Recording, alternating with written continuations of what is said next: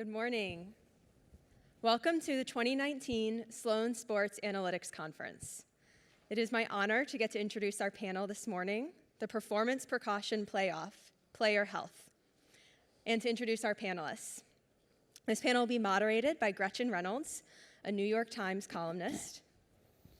Our panelists include Adair Schiffman, Executive Chairman of Catapult, Dr. John DiFiore, the Director of Sports Medicine for the NBA, and Casey Smith, Head Athletic Trainer for the Dallas Mavericks.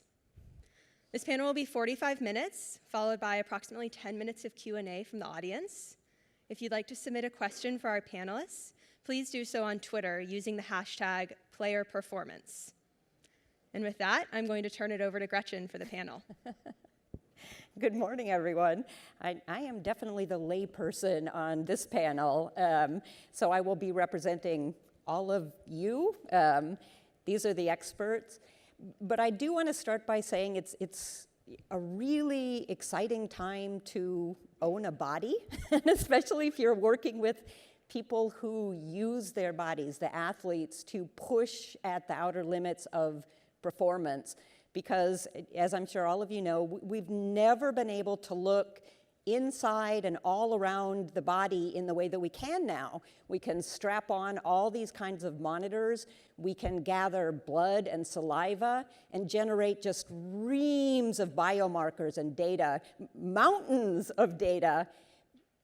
But do you guys know how to use that data to actually reach that perfect inflection point where athletic performance is at its peak, but you haven't tipped over into injury, overuse, overtraining, and illness?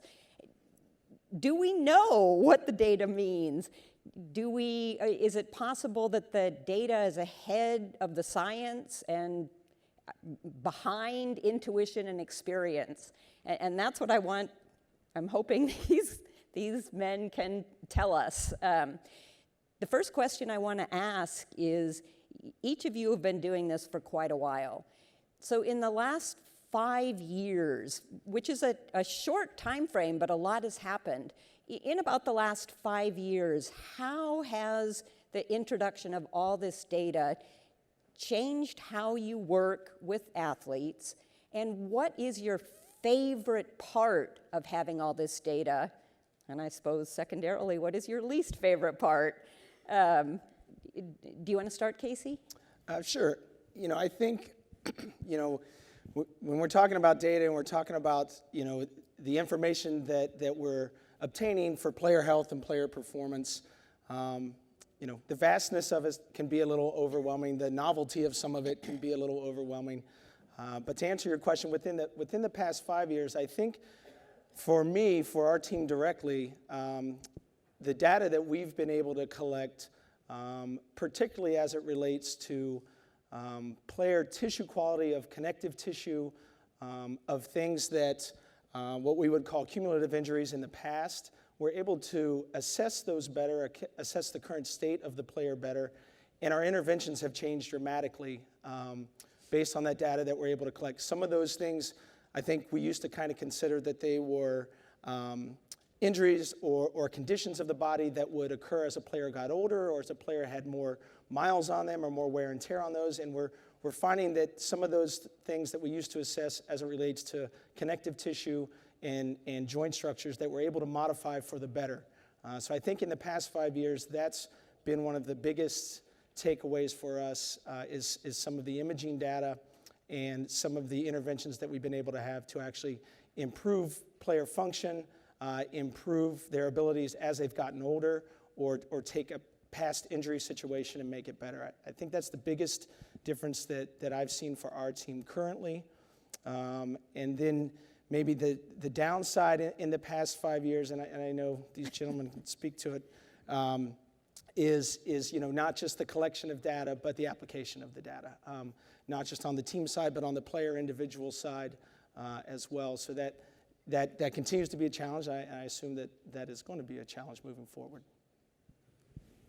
When you talk about assessing the tissue, what kind of data are you actually gathering? Sort of, can you talk us through one of the players that you might be, anonymizing, but how do you use that? Yeah, I mean, one of the things, a common thing in basketball is tendinopathy. A common thing across many professional sports is tendinopathy, and our ability to assess that and assess the true structure within the tendon and knowing the changes and measuring the changes that we're able to make has been the most impactful for us. So the way that we're able to analyze that, the way we're able to collect that has changed dramatically for us for the ability to improve the player. We used to kind of assume that was something that we're going to have to manage versus something that we can improve, and we now view that as something we can improve. I mean, I think if we speak broadly about, the last 5 years or maybe 6 or 7 years and what's changed, coaches had always known that there was this line beyond which if you push performance, you're going to start risking player welfare and player health. But technology has enabled us to quantify where different athletes are along those lines now, and I think that's dramatically changed the focus on player welfare and player performance. It's deepened the understanding of how to manage those players and how far to push them, and it's also given us an understanding that, in fact, in pursuing a performance precaution trade-off, that if you try and protect the athlete too much and bring them way back in their training or try to reduce impact injuries in the pre-season, in fact, that doesn't protect the athlete at all. That increases the risk of injury to athletes subsequently. And so rather than just being a line across which injury happens when you push performance too hard, there's a line at the bottom end as well, which is if you don't train that athlete hard enough, they are much more prone to injury in game situations. The other thing I'd say in the last 5 years is just that, we started working with Casey back in 2010 we were talking about, and the passage of time builds up a pool of data about players, and that also significantly improves the ability to optimize that player's performance whilst balancing player welfare at the same time. And the first 3 or 6 months, it's very difficult to get that balance right, but with an increased amount of data and some history, that becomes very powerful. Well, and that raises the question of lots of data, but how do we know how that data applies to an individual player, and how to balance data against what the player himself may say about how he feels? And how do either of you deal with that? Well, I think, what we're talking about with individual teams is a small n. And you mentioned that over time, you begin to collect larger amounts of data.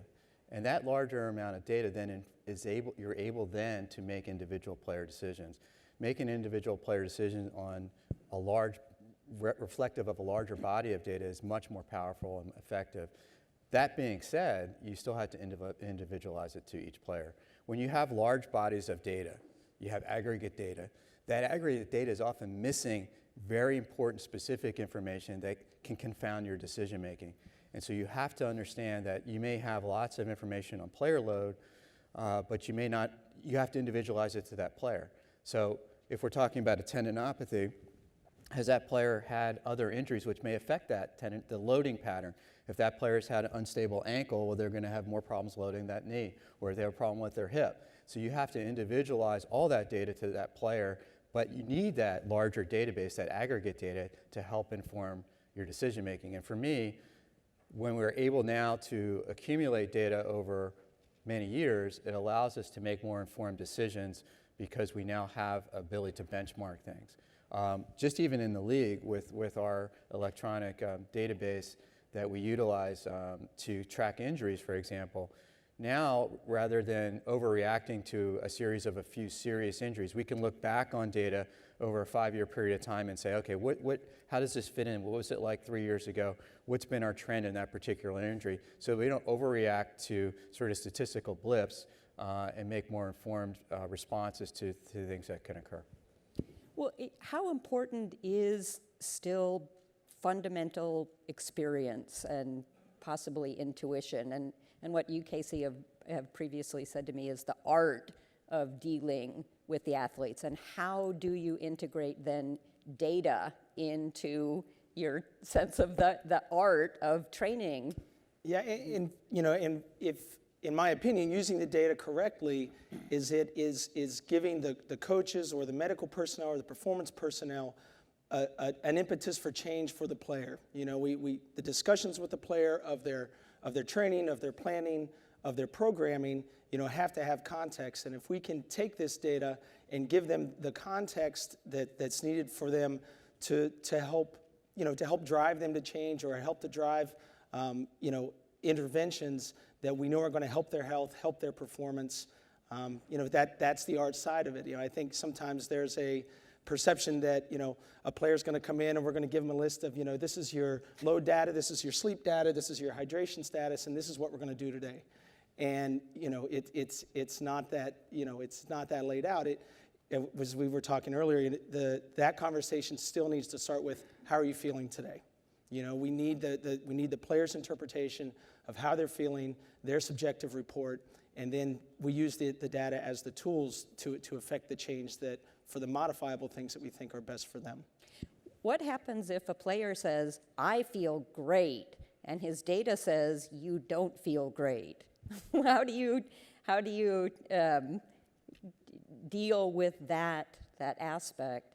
Yeah, and that's, you know, that comes into that conversation. You know, that's where, you know, having the coach, having management, having ownership on board, you know, allows you to have those conversations. Like, while you're feeling great, that's the goal. You know, we have some data here that think we may push you into a risk situation, so we may dial you back today, understanding that you do feel great, but you need to understand that that is the goal. And so while you do feel great, we do have these markers that think maybe we need to pull you back a little bit. And that's the back and forth, that's the trust that you need to build, you know, with those daily, weekly conversations. And one of the most fundamental things is not to look at all of this in the short-term game to game or even season to season. One of the objectives of using all of this kind of technology or all of the kind of medical approaches and interventions, ideally it's to extend the playing career of the player as well. And so we know lots of athletes that are in playoffs or and really push themselves, and we watch them go past the point where they get injuries that without data are shortening their careers. And I think that part of the benefit of all of this and understanding where the player is and having a reference point, so when a player says, I feel like this, that might be fantastic for today or this season, but actually pushing that player beyond there will be limiting to the longevity of their careers. Well, if you're going to use the data to push to find that sort of exact tipping point where you're right before it in terms of peak performance but not injury, it's obviously extremely important that the data be accurate and that it be accurate across different platforms. So how do you obviously can't guarantee that, but how do you achieve that? I know, Dr. DiFiore, that the NBA is working on. Yeah. So, you know, when you're working with an individual player or as an organization within a team framework, you know, you want to be able to have data that's meaningful. But in order to have data that's meaningful, again, you need that wider database. So what the league has done is partnered with the Players Association, and we formed a wearables technology committee. And the reason for that was exactly what you're saying. For a player to make informed decisions with their training staff in terms of their training, in terms of injury prevention, in terms of career longevity, and for a team to have information that's going to help them make organizational decisions about their roster, they need accurate information. And so what the league has done with the Players Association is we've created a validation process. We've called for international groups to submit proposals to externally validate the accuracy and also the reproducibility of the different wearable technologies applications that are available. And so we're right now in the process. We're pretty far along in the process, and there's three really components of it. Right now, the first part is the validation component, the accuracy, the reproducibility, and we're working with groups at Fraunhofer Research Institute in Germany and also University of Michigan to look at how accurate they are. Do they measure what they say they're measuring? How reproducible is that measurement? How does it compare when you look at a company's device and you take that device and you put it on a player day to day to day, and then you have the same company with a different device on a different player? How do they match up? So those things are really important for for making determinations, making assessments. In the best interest of player health, you need accurate information. The other two arms of that are cybersecurity, so to protect the information, and the league again has worked with the Players Association on developing strategies around that to protect the data. And then the third part is game use, and that is still evolving. That's the discussion that will be had as we move forward with the whole process. But we recognize as a league, an organization, that this information can be very valuable for player health. What we've kind of danced around a little bit is that what we're really talking about is injury prevention, and this data gives us much more precise exposure information, how much a player is doing, how much work they're performing. We won't have to use as many surrogates of minutes played in a game. We'll actually be able to measure how intense those minutes are when they're playing. And what does that mean for a player who plays frequently, who maybe has built up a big base, versus a player who's been coming off the bench for spot minutes, and how do you manage that player? Because they may be at higher risk for injury. So anyway, that's what the league's been doing, and we're pretty far along in the process, and we hope, maybe for this season we'll have some way of implementing these more validated tools. And the NBA should be commended for that. They're only the second league that we know of in the world that is going through this independent process. I mean, we love independent processes. I think it's fundamentally important. It's great that the Players Association has been so supportive and gotten on board. And I think that, 5 years ago, this was not anywhere near as common as it is today. This wearable or any other kind of measurement and quantification.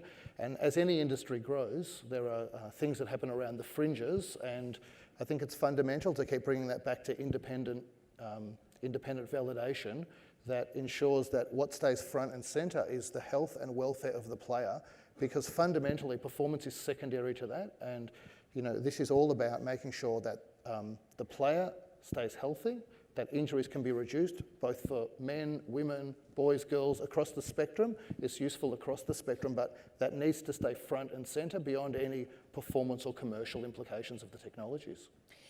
Well, and obviously having that kind of validation will presumably increase player buy-in, but at the moment, how do you deal with it if a player simply says, I don't wish to have you gather that information? How do you find, or how do you deal with player autonomy and also privacy issues?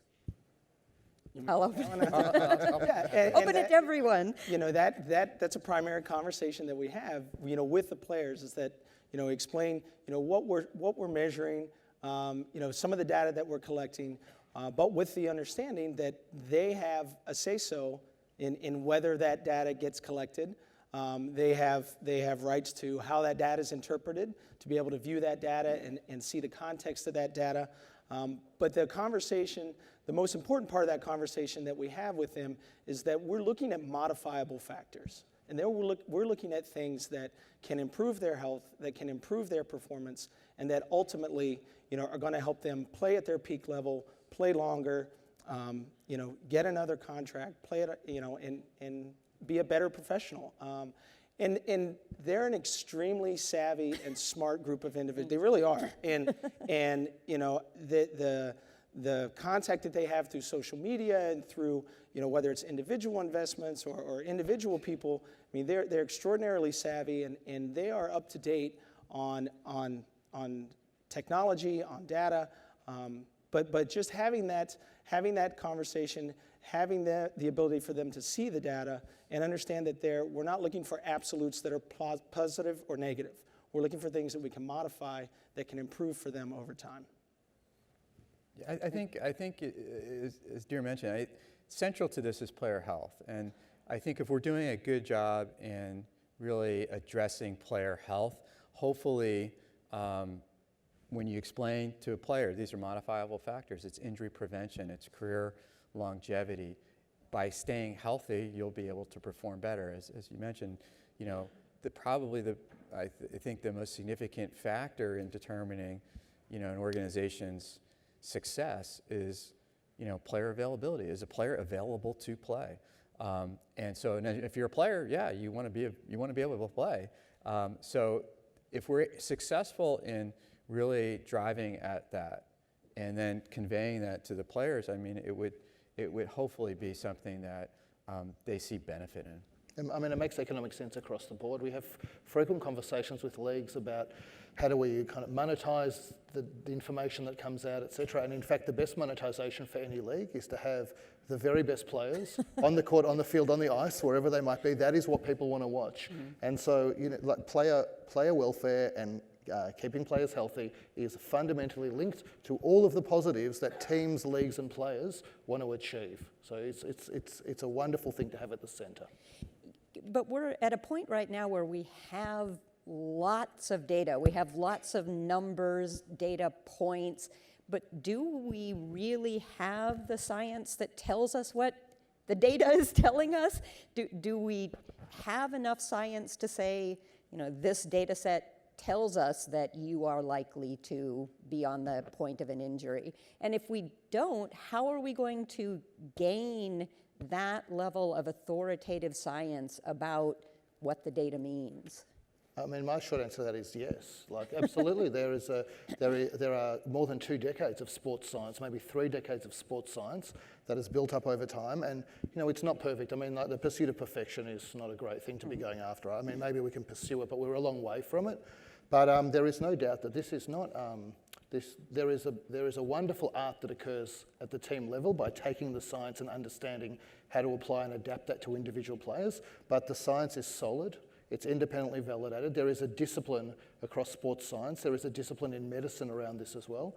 This is a well-established, very solid body of scientific knowledge. I think teams have begun to recognize, I mean, when the wearables first started coming out, various companies had their different devices and various programs would work with one or another, and they were just collecting data and they were just compiling it, and there was very, I would say, rudimentary analysis of that data. And I think what's happened is over time is that people realize that you have this data, but in order to really manage it, you need someone who understands how to manage data and who is savvy from a statistical standpoint and from a biostatistical standpoint, sports science standpoint, to be able to answer the questions that are of interest to the players, to the medical staff, and then of course to coaches. And what I see happening is we're trying to get better with the actual technology in terms of, we talked about validation. B, I think teams and organizations are recognizing you need to have a professional as part of that group, not just a coach whose job is to crunch numbers.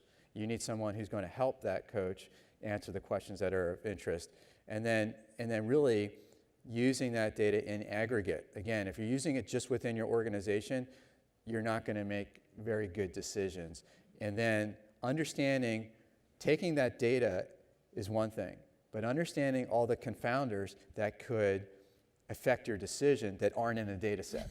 And that's where you need people at Casey and the medical staff who work with that team and organization that can understand, well, yes, we have this information, but it doesn't apply to this player because this player has had this problem and that problem, and we can't simply, apply the data to that person. It has to be managed in a different way. So that's why I think we're really growing. But I think what's going to happen is as we begin to do that more and more, we're going to realize, well, maybe this isn't what we thought it was going to be, and we'll have to learn more. And as Adira had referenced earlier, as we collect this data longitudinally, if we're doing a good job of it, we're strengthening our decision making. As we repeat these measures, as we get historical data, that we change our decision-making processes as we get hopefully smarter, get more relevant data as that goes along. And learnings across sports. I mean, there are 2,500 teams globally that use our technology across close to 30 sports. And there are learnings across sports. And I think, again, like the passage of time, the collection of more information, the mainstreaming of sports science and sports technology, that's what's happening. It's been tremendously beneficial to the athlete. How do you start to do things like combine very different data sets, the information you get about heart rate or from the wearables with the information you get from blood testing? How do you integrate all of that? Do you need to, and can you? Casey?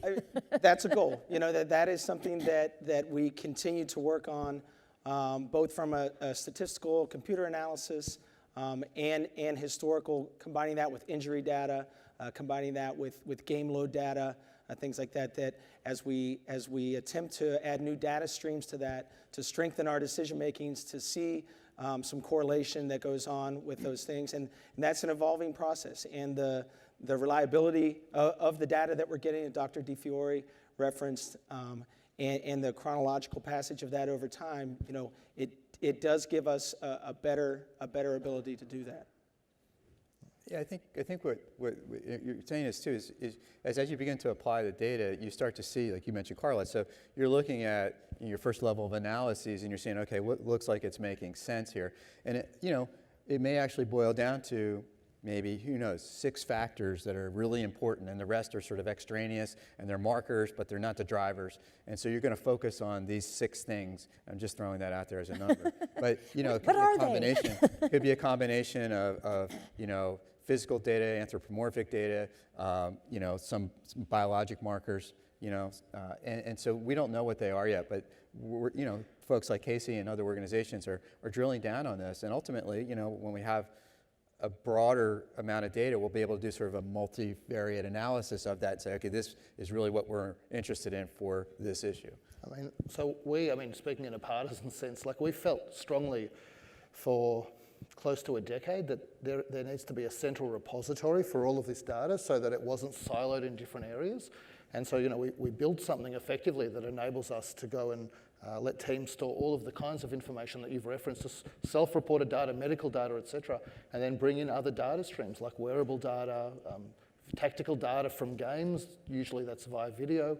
I think that as more and more of this data is collected in a single place and can be interrogated in the way that Dr. DiFiore was speaking about, there'll be some more leaps forward in terms of player welfare. I was going to ask Casey, do you discuss this with other trainers, or how proprietary is sort of, if you realize this one data point is really helpful for you, do you talk to other trainers? Do you keep it to yourself? How do you disseminate and also get back sort of the useful on the floor data? Yeah, we do discuss best practices. We do it within the league. We do it within other leagues. We do it with physicians and therapists and athletic trainers from across league. There's such, the teams have, every team wants their own competitive advantage, but player health is a broad approach. Player health, our goals for player health are not just within our team, it's for the league. As Adir said, the best player being on the floor across the league is better for all of us. That's the height of our league. That's the most compelling part of our league are our best players. And, we do discuss, things that we find effective or ineffective or best practices. Personally, I feel like with the amount of player turnover and for the overall benefit and health of the league and the players, I feel strongly about that. What do you do if data starts to show that a standard practice is not effective, and particularly if players really like it? I'm thinking of something as basic as stretching in a warm-up. If the science and the data starts to contradict current practices, how do you incorporate the science with the psychology of the player, and talk to the players? How do you deal with that? That goes back to really their overall level of savviness, and their intelligence, is that, the true definition of evidence-based practice, that's a popular term right now. Everything needs to be evidence-based, evidence-based. That doesn't mean that you take research and you directly apply it to a practical setting. Evidence-based research is the confluence of research, of professional experience from the clinician, and from personal preference of the subject. So it's finding the common ground of those 3 areas, and that's the definition of evidence-based practice, is taking that, it's back to the art of it, is applying it in a realm that you're comfortable with your professional experience from a clinician, and to a way that's going to be accepted by the subject, the athlete in this case. So it's discussing those, these old habits with new information, and it's combining those to make them feel that they're still getting physically what they want or medically what they want, and integrating the best practices of research or of your clinical experience with that. And that's a continual process. Yeah. And to replicate, I mean, one of the I think the revelations from all of this is the ability to replicate in practice. I mean, you don't get much practice in the second half of the season, but to replicate in practice the load and the activities that are taking place in game. And so one of the findings that came out very early when we started working with NBA teams in North America was that a substantial amount of activity was running backwards on the court during a game. And so a heap of work was done by one of the teams to replicate that activity and load in practice, and they saw a significant benefit. And so that's a very simple example, but it's an example of how, replicating load and actions in practice is fundamentally important as well. So what are we not studying? What data is not being generated that you would like to see studied, generated? I think I'll just start with. I mean, I think one of the things we haven't talked a lot about yet is this using this data moving forward to do meaningful research, and so we're going to be able to have data that we can begin to use on a seasonal basis, for preseason, game season, off-season conditioning. But over the course of time, we'll actually be able to pose more meaningful research questions because we're going to have the ability to have much more specific factor information on exposure, things like that. So I think one of the things I'd like to see happen with this, and I think will happen, certainly at the league level, is to begin to pose meaningful research that incorporates not just the metrics that we're measuring in training and competition, but incorporates it into overall player health. So there's so many aspects of player health. You mentioned a little bit about illnesses. Some players have certain conditions that need to be managed, as anyone else does. That needs to be incorporated. We haven't talked at all about, mental health and the psychological aspect of sport, incorporating that and trying to understand how those things affect everything else that we do. How do you measure that? Well, that's a difficult thing. I mean, there are some tools that are validated, and so you can begin to see how you might be able to incorporate those validated tools within this larger context. It's kind of like this 360 approach where you have, wearable technology giving you physical data. You have other measures giving you information on psychological status. I think Casey was referring to ratings of perceived exertion, which is a commonly used tool to sort of get some idea of how a player feels. There are other tools that are a little more in depth that can be used as well. And then you have other medical conditions that certainly affect not only their physical capacity, but what their outlook is. I mean, if you've worked with people who have, medical conditions, those medical conditions can weigh very heavily on them. Or if they have a family member who's undergoing, a serious medical, being treated for a serious medical, that affects their day-to-day, how they focus and things like that, and understandably so.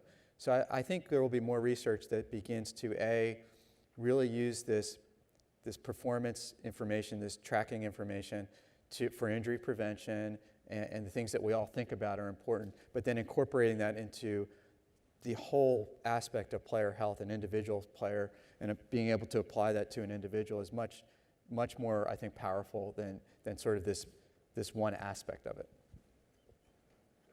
I mean, I'd echo the mental health side of things. I think that, thankfully that's becoming fundamentally more recognised across society, not just in sport. And what I'd add to that is, for us, it's less about just trying to measure additional elements or bringing more data in. It's more about linking that data in the kind of ways that we described. And so, one of the things that we might hear from an athlete, in fact, we do hear is, you can measure everything, but you can't account for the fact that I've got heart when I play. I've got heart. And so, and that's true, like we can't account for that.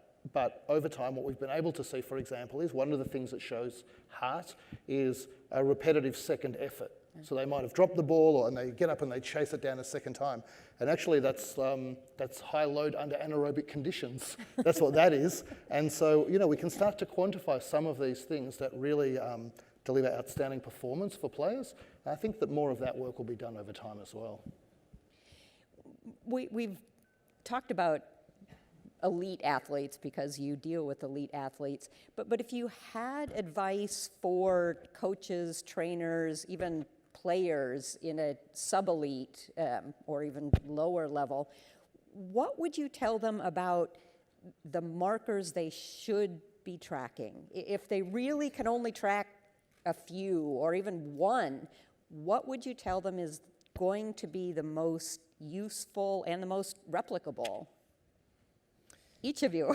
So I'm assuming you're talking about injury prevention? Injury prevention Yeah, primarily, okay, 'cause yes. talent identification is a whole nother, Right. whole other thing. But I think in terms of injury prevention, at the league we've actually worked with the junior NBA and USA Basketball, and we formed several different working groups, including playing standards and curriculum for basketball, and then player health and wellness. And what we've done is we did a deep dive on the research, and we took that evidence base, but then we utilized our experienced folks who are coaches, who are former players, who are instructors in different levels, to create some recommendations in terms of what's healthy for a young basketball player. And so we have, recommendations in terms of, based on age groupings, how many practices you should have a week, how many hours should you be on the court. Now, again, it's based on data, but it's still broad. But we incorporated things like sleep. I mean, kids need sleep, right? And there is data to suggest that if you're not getting proper sleep, you're more at risk for injury. I think one of the other things we focus on is single sport specialization. And in the sport of basketball, early single sport specialization is really not helpful. Most of the elite players did not specialize until they were at least in high school. And I think that goes contrary to what some younger or lower level coaches and parents would perceive to be the case. And that's important in injury prevention, though. We think that having young athletes, young people, engage in a variety of sports, we call it sports sampling. And then as they get older, they will begin to focus on the sports that they enjoy the most and they have some proficiency in, perhaps. And then eventually they'll find something that matches them the best. And we think that also that helps in terms of avoiding some of the overuse type repetitive stress injuries. And I think the other factor that comes into play is rest is part of training. And that often gets lost. And I know Casey knows this probably better than anyone. Rest and recovery are essential to making progress. And again, some parents, go. They're going from one volleyball practice to soccer practice in the same day with the same child. And then they get home after they've eaten a hamburger in the car, and they have supposed to study for 2 hours, and they don't have enough time for sleep. So those are fundamental, and it gets also some of the tendinopathy issues that we see. When I was at UCLA, it was very common for us to see players in volleyball and basketball and other sports coming in with pretty ingrained tendinopathies, overuse injuries that you're going to have to manage for their college career. So players come in with these types of injuries that develop over the course of a young athlete's youth experience in sport, where they maybe have been doing much more than they should have been doing in terms of their overall long term. So I'll stop there. I think the best piece of advice doesn't need any tech, which is don't play when you're hurt. Like, that's a good piece of advice. Don't train and don't play when you're feeling hurt. And you see that happen a lot at youth sports level. I mean, we've developed a piece of technology which we sell to amateur sports. So usually they're elite aspirational younger athletes. And the number one thing that they're using that for is to look at the load. It's got a load number that's built into it. Look at the load they're exerting in game, and then look at the load in practice. And we would encourage them to have set practice days and times, so that it's not you go and practice whenever you feel like practicing, and trying to ensure that your exertion. So young athletes tend not to underexert at practice; they tend to overexert at practice. And so make sure you're not massively overexerting load at practice relative to what you're going to be exerting in game would be one marker that we would point to. Well, that actually made me wonder whether in having all of this really good data, we might sometimes at both the pre-elite and the elite level forget some of the basics: diet, sleep, recovery. Is that at all a concern, that we just sort of forget what we know works? Well, for me personally, that's where, you know, organizational culture comes into play in team sport, is that, you know, lifestyle, sleep, diet, you know, recovery, they need to be the foundation. You know, without that, there's no, you know, fancy intervention or, you know, any kind of implementation that we can outrun those. If those basics aren't there, then everything else is going to be even more challenging than it already is. And that's a large part. You know, the league does a lot of work with player development, with young player orientation, things like that, to try, the Players Association as well, to try to build that foundation. Because if that foundation's not there, and that ties into what Adir was just saying too, some of the biggest challenges with the young players is teaching them, you know, some of those lifestyle and recovery things, but also there's so many games in the NBA, especially as a young player, that practice is just as important to keep yourself, you know, not injury proof, but injury resilient. You know, that you have to be training hard to be able to play hard, to decrease your exposure to risk. And those things are foundations of that. To what extent do you track those? Do you ask people to keep food diaries, sleep diaries? How much of that is actually being tracked? Well, that's up to the individual player. We do food diaries, we do food logs for players that are looking to lose or gain weight or change their energy systems. You know, things that players are reporting that they're not doing well with.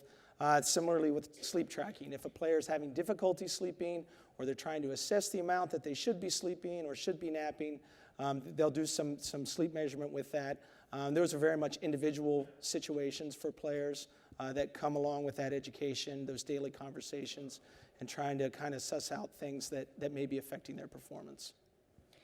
What if a player comes to you and says, I just saw this amazing diet on the internet that so-and-so is following, or this amazing recovery system or something? Or a magnetic wristband. Exactly, yeah. So how do you deal with that? And what if the player says, I have these lucky underwear that I have to wear? How do you deal with some of those slightly outlying concerns? Wear the underwear, forget the product, usually. But I think you know, we get that all the time, and I got, you know, certainly had that over my career.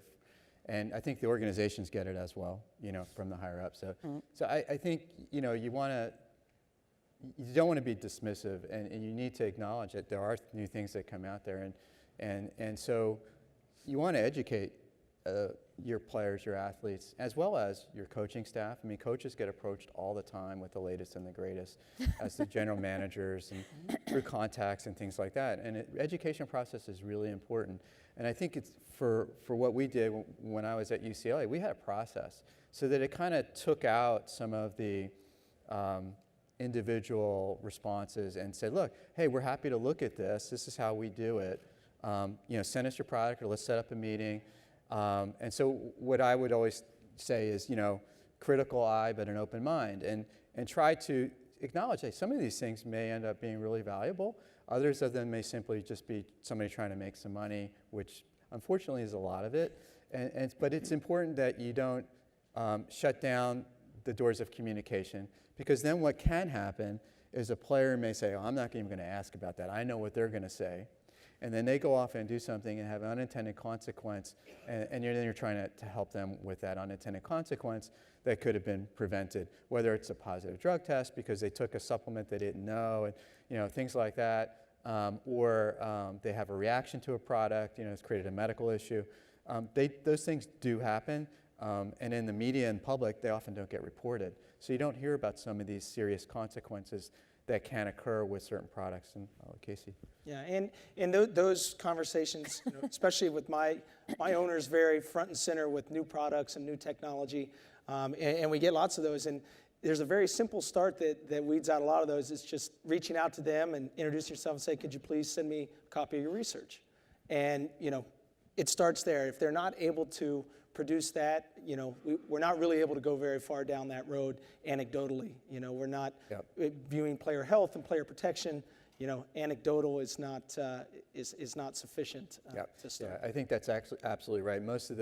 A lot of these companies only have, if they have any research, it's all internal. It's not been peer reviewed or externally validated, and you have to understand that. And I think if you've put that into your culture as an organization, that's really helpful, because that's the process. That's the starting point where, if they have some good information, then you've got something you can work with, and maybe pilot it out or ask them to do some additional work. But exposing your athletes to something that's not been well studied, we all have a responsibility there to prevent that. I mean, there are an insane number of fads that go through pro sports globally. If you have a product, it is actually pretty simple to get 5 pro athletes somewhere to use your product, and then they get flipped into endorsing the product, which is some reputational risk attached to it.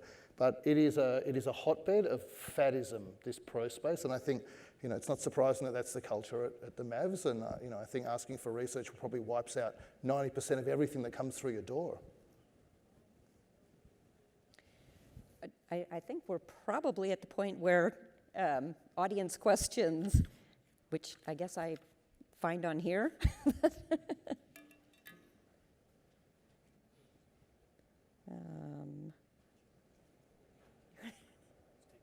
Oh, thanks.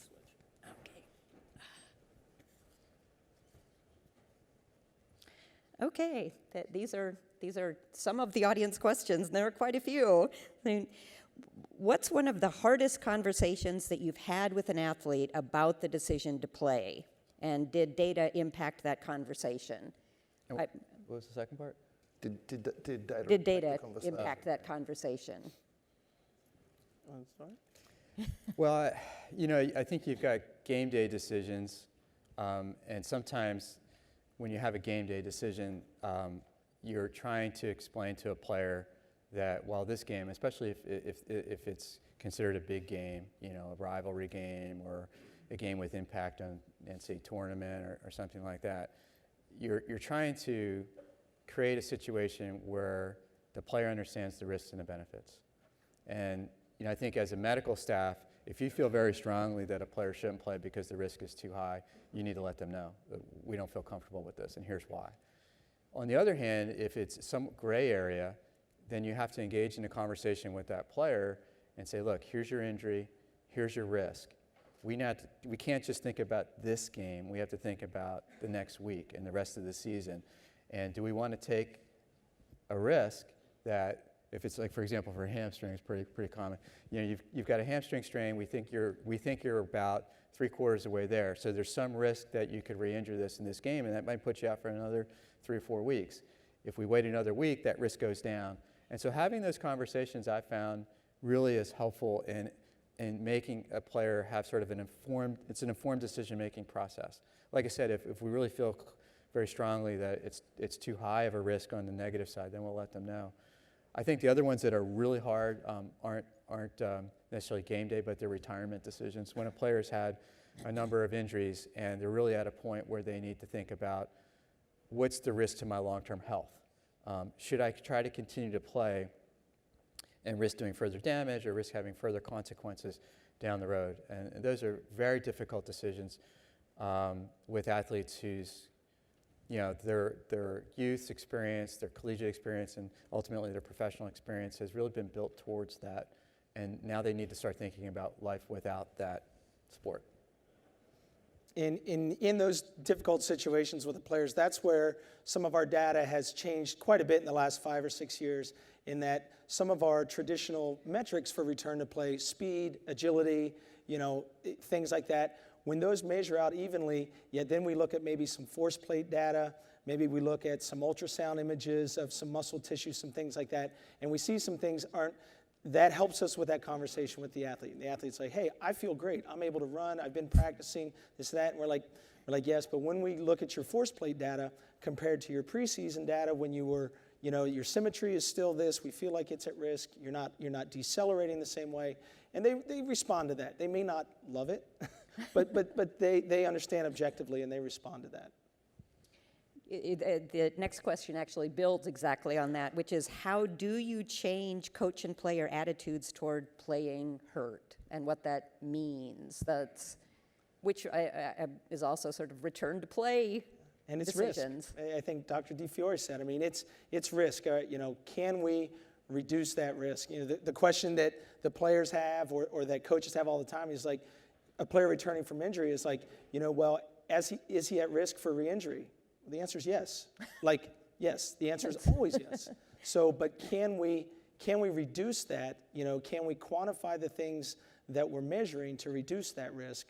And with the player having a voice in that, with the return to play protocols that are in place, can we continue to reduce that risk? And I think what Casey was saying about, like, for example, the hamstring issue, where you're going to use some measurements of force generation and recovery and things like that to try to give some objective parameters to the recovery of that injury, that's still a marker, right? So it doesn't necessarily allow us to predict, because we don't have like aggregate data that says, well, when the hamstring's at this percentage, you say within 10% of the uninjured side, but we don't really have great data that says like, well, if you're within 10% of the other side, your risk of having a re-injury is like 2%. We don't know that. So there's still a lot of discussion that needs to go into that, and hopefully down the road we have better research to look at other things that might help us predict that risk of re-injury, which is always, the risk is never zero. I mean, you also mentioned coaches in that question. So 3 or 4 years ago I was here and I said, people thought I was being facetious. I said there are 2 types of coaches. Coaches that embrace this data and former coaches. That's what the future will hold. And that's largely been the case. I mean, it's not entirely true yet, but there's been quite a dramatic change in the last 3 or 4 years, in that people have come into organisations who are much more inclined towards the science side of things, and that has also no doubt had an impact on player receptiveness to this kind of information and guidance. Next is, what is something unexpected that you've learned because of data analysis that has changed how you manage players? We have found some interesting data sets in our practice and the way we structure our practice. Oftentimes coaches will increase intensity of practice or duration, based on the schedule, based on game performance, based on training cycles, things like that. And what some of the data has shown us is that some of the activities that we were doing when we thought we were having down days were actually much more intense physiologically than the coaches, than us, and we probably anticipated. And that we've seen that sometimes when we'll be doing some things in the half court, or we'll be doing things where we're not scrimmaging fully up and down, we're having much more load on the body in accelerations and decelerations in a small space. So that's been a very interesting thing for us as we've structured our practices and tried to mitigate some of those non-contact injuries. What about you with sports outside of basketball? Yeah, I mean, I'm going to say a very obscure sport, which is, there's a sport called cricket, which is a lunatic sport, where the games can go for 5 days. So there's not a lot to do in Australia and England and places like that. And so they play for 5 days, and the most common, in 70% of all injuries, are to fast bowlers. It's like a pitching kind of injury. And so they thought that was from overtraining the fast bowlers. And when they dug into the data, much like what you saw with the data that you were talking about, Casey, what they saw is it was actually undertraining the fast bowlers. And in practice, they were holding back to 60 or 70% of max speed. And then they went into games and they were underprepared for the games and they suffered injuries. And the consequence of that is they actually increased the intensity of training, and that reduced injury. So it was pretty dramatic. So that has applicability in baseball, for example, that kind of example. Well, it could have applicability even in running. I mean, if you never go as hard as you're going to go in a race, you're going to be in trouble. Well, rugby, if you don't train, so rugby also quite a big sport at college in the US, and so if in practice you're not engaging in full contact, then you are much more likely to be injured during a game. And so the practice was modified so that it was counterintuitive. You increase the risk slightly at practice, but dramatically reduce the risk in game as a consequence of that. Someone asks, do you think we'll see biometric data expanding more into youth sports? Why or why not? Dr. DiFiore, I'll ask you first. And is that desirable or not? Well, that's the real question. I think yes. I mean, you will. It's kind of like having a radar gun at a Little League game is nobody raises an eyebrow anymore, right? So I don't think it's necessarily a good thing, but I do think that some of these things will get down into youth sports for sure. We see it all the time in other aspects of youth sport where, maybe parents and coaches whose expectations are a little out of perspective will want to incorporate different technologies that they read about, they hear about at the elite levels. And I think it gets back to, what are the goals at the youth sport level? And if the goal is injury prevention to the extent that we can use technology to help with that, I think that's great. I think, on the other hand, if the technology is being used to try to drive a training program with a young athlete, or to try to identify more players who are going to track better in terms of their long-term success, I think that's fraught with a lot of unintended consequences. So I think it will remain to be seen, but I'm sure that this technology is already being used in training centers. I know that. Whether they're going to be used in game situations, in practices with small groups, I think especially as costs go down, you're going to see that. But again, I think it gets back to what you asked at the beginning: how's this data going to be utilized? And I think at that level, the lack of sophistication, the lack of understanding, and then understanding really what the goals are for youth sport it's going to be problematic. This is the last question, and I'm going to ask you, Casey, because we mentioned earlier sort of the art and science of dealing with athletes, and given all of the data, would you say your job is still more art or more science, and does that matter? I think in some ways I can equate it a lot to coaching. There's a reason that at these levels we don't hire a coach based on a PhD in coaching. And it's the ability to understand information, to process and comprehend the information, but it's the ability to communicate it. And it's the ability, as Dr. DiFiore mentioned earlier, to be open to new ideas, but to be critical of those ideas, to view them with a critical eye. And so I don't think there is a more art or science. I think it's that combination of both that make for successful players. They combine both of those that make for successful medical personnel, that make for successful coaches. So I think it's the ability to continue to integrate those, specific to the individual athlete or the individual client's needs. Great. Well, thank you all very, very much, and thank you all for coming.